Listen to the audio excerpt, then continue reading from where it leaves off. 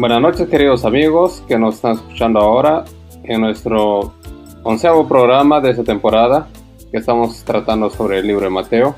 En esta oportunidad nosotros vamos a hablar un poco sobre los capítulos 23 y 24 de Mateo, en los cuales se hace énfasis sobre las verdaderas enseñanzas que se tienen que impartir a las personas, a quien desea acercarse al reino de Dios, y también sobre las señales y la propia segunda venida de Cristo. Quiero dar la bienvenida a nuestros amigos César y Edson, que siempre nos acompañan, y vamos a saludarlos ahora, pidiéndoles también que ellos puedan mandar sus saludos. Buenas noches, Edson. Buenas noches, Moisés, y buenas noches a nuestros amigos oyentes. Estamos reunidos y contentos, listos para abrir las Escrituras y encontrar las enseñanzas allí. Quiero enviar un saludo para Hilda Vargas de Dorrado, que nos escucha en Tabasco, México, y para Víctor Corrales, que nos escucha en el Perú. Buenas noches, César. Buenas noches, Moisés, y a todos nuestros oyentes, y claro, a Edson también. Bueno, yo quería mandar un saludo al hermano José Ramos, un amigo muy querido, aquí de Manaus, y a don Francisco y doña Rosana, aquí también de la ciudad de Manaus. Muy bien. Continuando con nuestra discusión, como habíamos hablado, estamos tratando el capítulo 23 y el capítulo 24 del libro de Mateo. El contexto aquí es justamente los días que anteceden a la crucifixión de Cristo. Cristo ya había entrado a la ciudad de Jerusalén con aquella entrada triunfal, un día domingo. Él había ido al templo, había expulsado del templo a los comerciantes. Él tuvo un enfrentamiento ahí con los fariseos, con los escribas. Después volvió otra vez al templo, y aquí tenemos a Jesús hablando sobre los fariseos. En el capítulo 23, él habla sobre cómo había sido tergiversado el mensaje de salvación, cómo había sido tergiversado la guía espiritual que Dios había dado para su pueblo. Jesús recomienda al pueblo y le dice, no, ustedes tienen que hacer caso a lo que dicen los fariseos, porque los fariseos, ellos hablan sobre lo que escribió Moisés, y eso es bueno. Y Jesús le dice, hagan como les están diciendo, mas no hagan lo que ellos hacen. Y aquí encontramos una contradicción seria, ¿no? Porque Jesús está diciéndole que hagan lo que dicen, pero que no hagan lo que hacen. Entonces, ¿son o no son dignos de imitar los fariseos? Y yo quería cuestionar eso para Edson ahora y decirle, no, por una parte parece que Jesús está dándoles autoridad a los fariseos en el sentido de decir, no, realmente hay que hacerles caso, y por otra parte da la impresión que los desautoriza porque dice, no hagan como ellos hacen. ¿Qué tienes que decir a eso? ¿Es una contradicción o es la misma cosa? No hay contradicción. Más bien, Dios pone un poquito claro que los fariseos, ellos recibían las enseñanzas de Moisés, las propias enseñanzas de Cristo, pero ellos no hacían realmente lo que decían. Y Jesús realmente está condenando estas actitudes que ellos tenían, ¿no? Por ejemplo, exhibirse ante los demás, tener cierto nivel superior por el hecho de tener algún cargo, alguna actividad religiosa. Se creían perfectos o superiores, y lo que más bien Jesús está esperando que nosotros hagamos es que nosotros examinemos nuestras propias vidas, encontremos algo negativo y más bien corrijamos eso. Aquí habla de la hipocresía, es decir algo pero en el fondo hacer lo contrario. Entonces, cuando dice Jesús, dicen pero no hacen, en realidad ellos predican pero no practican lo que están predicando.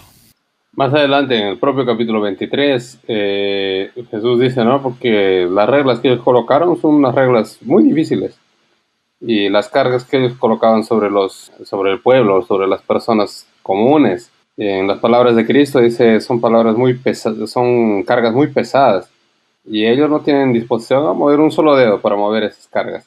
César, ¿será que nosotros en aquel contexto eran los fariseos que estaban colocando estas reglas, estas interpretaciones tal vez así rígidas, esta ampliación de reglas auxiliares, incluso para poder guardar los mandamientos, y ellos hacían cosas diferentes. ¿En nuestro tiempo tenemos algo parecido o eso fue algo exclusivo del tiempo de Jesús? Sí, el problema que estamos analizando aquí en el capítulo 23, donde Jesús los acusa directamente a los escribas y fariseos, nosotros vemos que él apunta errores, un problema de carácter, y específicamente la integridad. Una cosa es parecerse a una persona correcta y otra cosa es ser una persona correcta. Y Jesús aquí, él está colocando un ejemplo notable, y en todos los tiempos, desde que el hombre es hombre, siempre ha habido falta de integridad, ¿eh? Los padres no dan buen ejemplo a los hijos, pero hablan lo que se debe hacer. En el trabajo el jefe dice lo que se tiene que hacer, mas él mismo no lo hace, ¿no? Todos quieren que se respete las leyes de tránsito cuando le conviene, mas cuando es el que tiene que infringir la ley, para él pasa, viola la ley. O sea, esto es un problema recurrente en la especie humana, decir muchas cosas y hacer bien poco. Eso es el problema. Y aquí la Biblia explicada completa nos coloca 5 problemas que tenían los fariseos y que tal vez sería bueno nosotros mismos analizar. Primero, ellos no hay que decir sin hacer. El versículo 3 dice: todo lo que digan, guárdenlo, ¿no? Todo lo que los fariseos dicen, guárdenlo, háganlo, pero no lo hagan conforme a sus obras, porque dicen y no hacen. Entonces, no digamos nada que no hacemos. Segunda cosa, no mandemos a otros a hacer lo que nosotros no practicamos. Eso también, claro, porque voy a mandar a hacer lo que yo no hago, ¿no? El tercer punto dice: no trabajar para ser alabado, porque ese también era el problema de ellos. El versículo 5 dice: antes bien, hacen todas sus obras para ser vistos por los hombres. Entonces ellos querían aparecer. O sea, les gustaba, en realidad no cumplían lo que enseñaban, y lo poco que hacían era solo para aparecer. Exactamente. El cuarto punto sería no desear la honra de los hombres. No es bueno estar deseando la honra. Nuestro Señor muchas veces dijo: nosotros no deberíamos estar recibiendo la honra unos de los otros. Y a ellos les gustaba las honras ajenas. Y el quinto punto es que nosotros deberíamos amar, servir y hacer el bien, no otra motivación, sino que ayudar mismo, de verdad, querer ayudar de verdad. Entonces, nada de hipócritas, ¿no? Necesitamos tal vez reanalizar cómo está nuestro cristianismo, que los fariseos eran gente que estudiaba Biblia, que conocía Biblia, la Biblia de ellos era el Antiguo Testamento, entonces, pero había unos problemas de práctica, no de conocimientos teóricos. Por eso Jesús dice: bueno, hay que escucharlos, ¿no? Ellos están hablando correcto, pero ellos tienen una vida negra, ¿no? Y Jesús, al final de ese capítulo, él coloca así las cosas de una manera muy dramática, ¿no? Cuando habla y dice: no, ustedes incluso hablan que en los tiempos antiguos, los profetas que fueron muertos y fueron perseguidos, dicen: no, si nosotros estuviéramos en aquellos tiempos, nunca lo hubiéramos hecho, ¿no? Nunca hubiéramos perseguido, nunca hubiéramos desobedecido, nosotros hubiéramos hecho lo que Dios manda.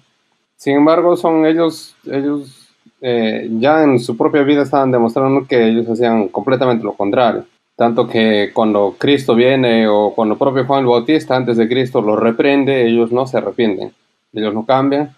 Y nosotros vemos aquí algo contrario a lo que Dios desea, ¿no? En los capítulos anteriores, cuando estudiamos el libro de Mateo, nosotros vimos cómo Dios desea que seamos humildes, que seamos como niños, que nos sometamos a Dios, que aceptemos su voluntad antes que todo, ¿no? Vamos a hacer una breve pausa aquí para enviar saludos a algunos de nuestros amigos. Saludos para Miraldeli Pérez Gómez, para Carlos Guamán Cruz, que nos escucha desde Arequipa, Araceli Lino desde Texas, Uciel Macedonio, y para Cristian Alendechero, que nos escucha desde Chiclayo, Perú. Bueno, continuando con nuestra discusión, quería llamar la atención al hecho de que hoy en las iglesias cristianas algunos líderes religiosos están utilizando de un conjunto de verdades, tal vez mezcladas con una pizca de mentira, con objetivos diferentes a los objetivos de Dios. De esto también caracterizaría unos guías falsos, ¿no? Guías malos o guías corruptos. Y yo quería que ustedes me digan, ¿hay algún tipo de castigo? Esta advertencia que fue hecha para los fariseos también vale para los líderes religiosos de hoy. ¿Qué tienes que decir de eso?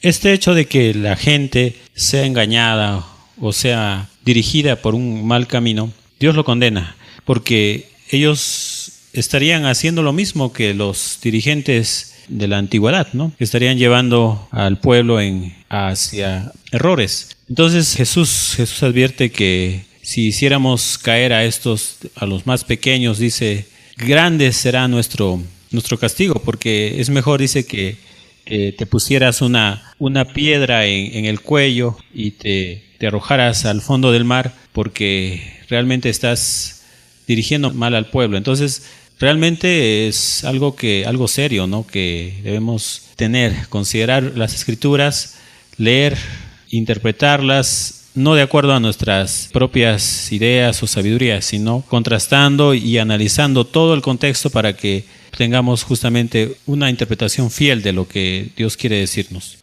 César, ¿será que en nuestro tiempo tenemos líderes religiosos que están tal vez desviados de la verdad, pero con un corazón sincero? Eso está difícil de encontrar. Como dice Santiago, dice que la raíz de todos los males es el amor al dinero. Y eso no ha sido diferente en la historia bíblica.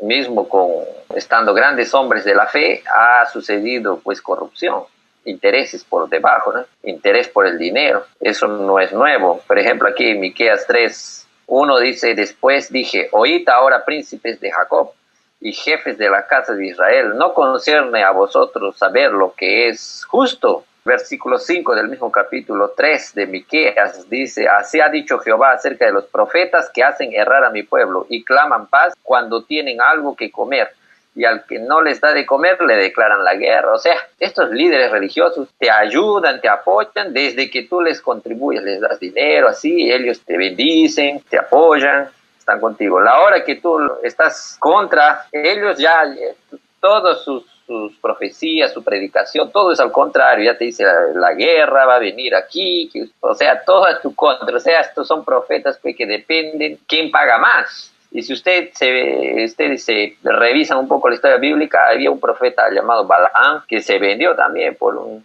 dinero y quería maldecir todavía al pueblo de Dios. O sea, esto aquí no es una novedad. Siempre se ha utilizado la religión para enriquecerse, para ganar prestigio, para ser candidato a prefecto o para alcaldes, a alguna autoridad política. O sea, el trampolín de la religión es un trampolín antiguo. Y ese es el problema, ¿no? La gente comienza a ver, los dirigentes comienzan a ver que ellos pueden manipular a la gente que está abajo porque les creen todo. Y entonces el poder que ellos, religioso, espiritual que tienen, se transfiere para hacer otro tipo de cosas. Y los fieles, la mayoría de veces, no se da cuenta de esa situación. Y eso ha sucedido con todos los reyes de Israel, también han hecho tropezar al pueblo. Entonces hay bastante corrupción y hoy día no es diferente. Pues hoy día también ustedes pueden analizar cualquier religión y no va a ser difícil encontrar la corrupción entrañada. No estoy hablando del nivel bajo, sino a los niveles más altos está la corrupción.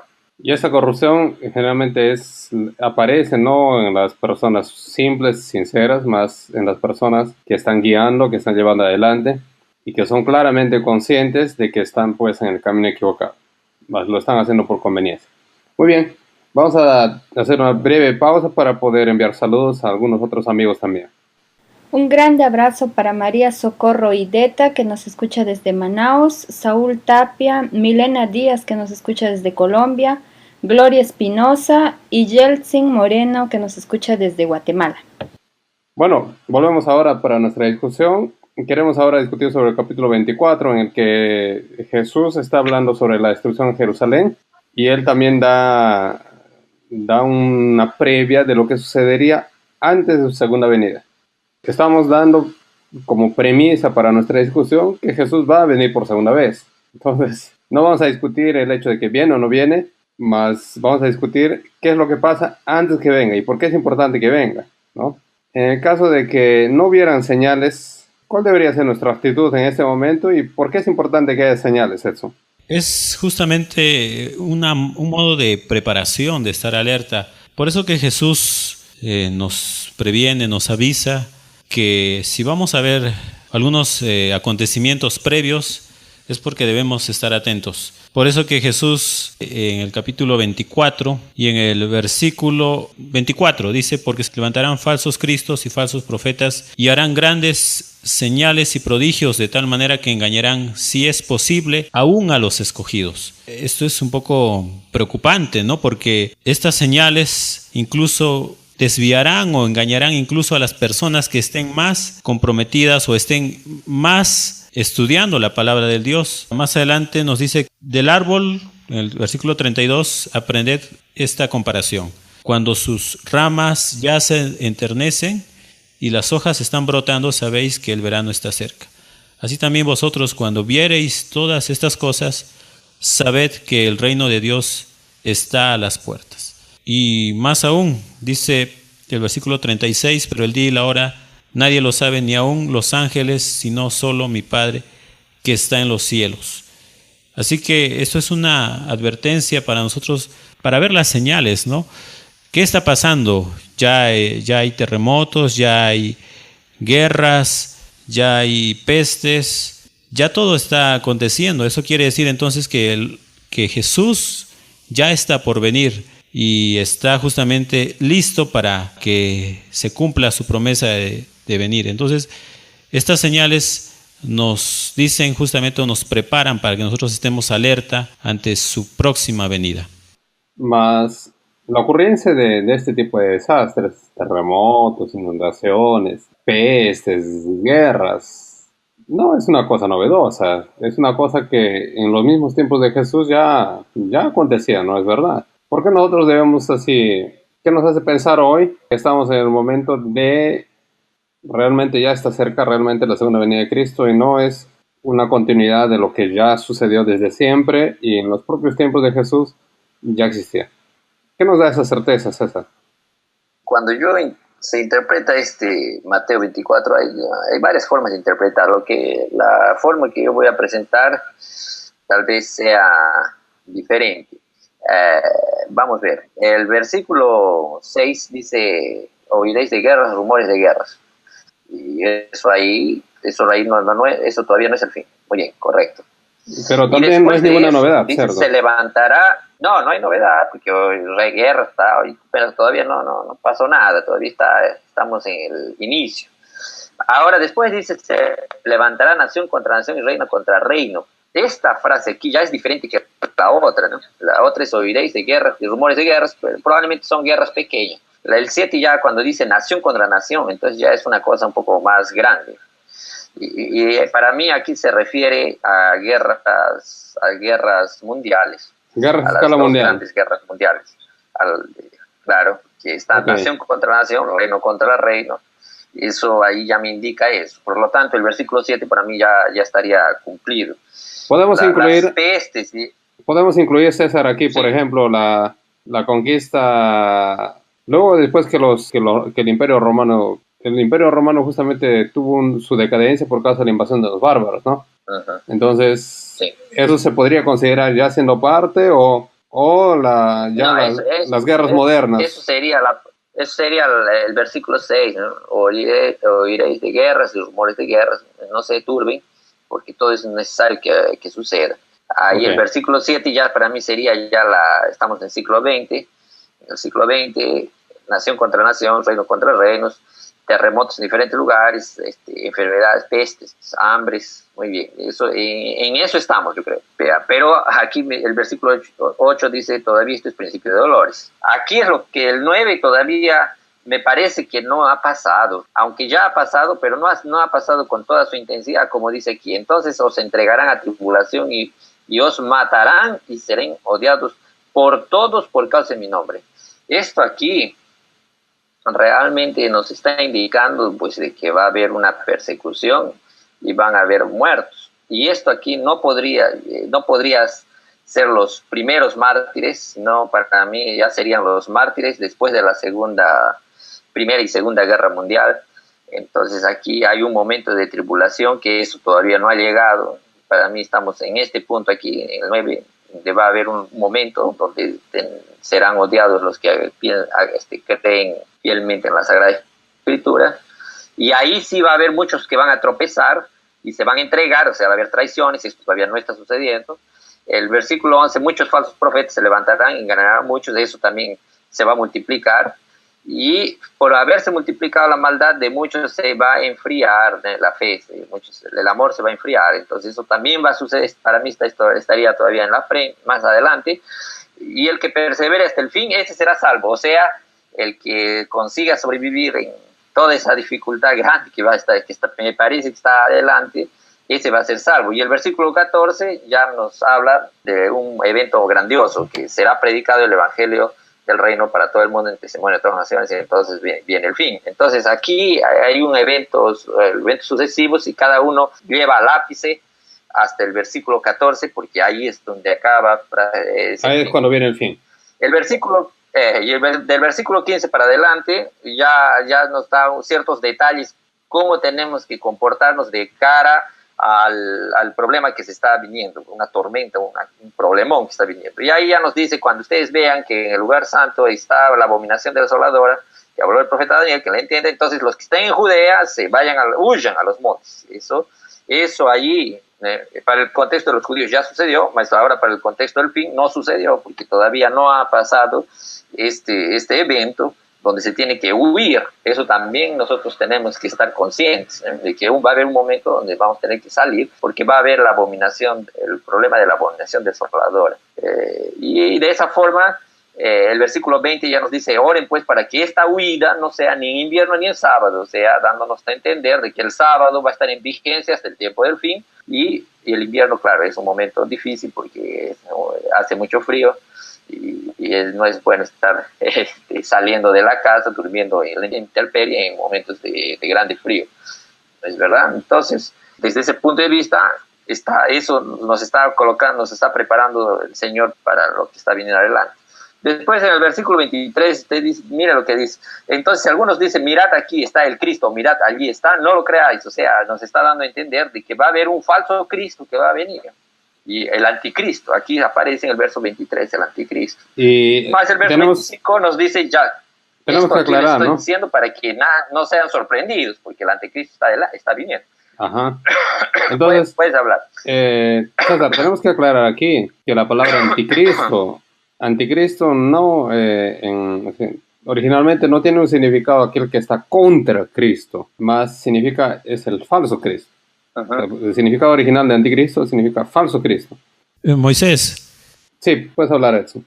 Sí, yo entiendo de que Jesús une varias profecías y estas profecías que se acaban de mencionar se van cumpliendo de manera repetida. Es decir, esto de las guerras, de los rumores de guerras, esto ya aconteció inmediatamente después de la caída del Imperio Romano. Las otras profecías, por ejemplo, y que seréis afligidos y aborrecidos, el mismo Pedro, Juan, Esteban, ellos fueron los primeros que sufrieron, o los que en ellos se cumplió la profecía.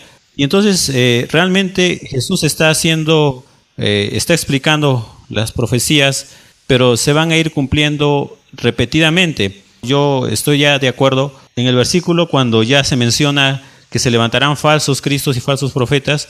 Esa profecía ya se ha ido cumpliendo, pero se intensificará o habrá más falsos cristos y más falsos profetas en la última etapa, diríamos, de este mundo.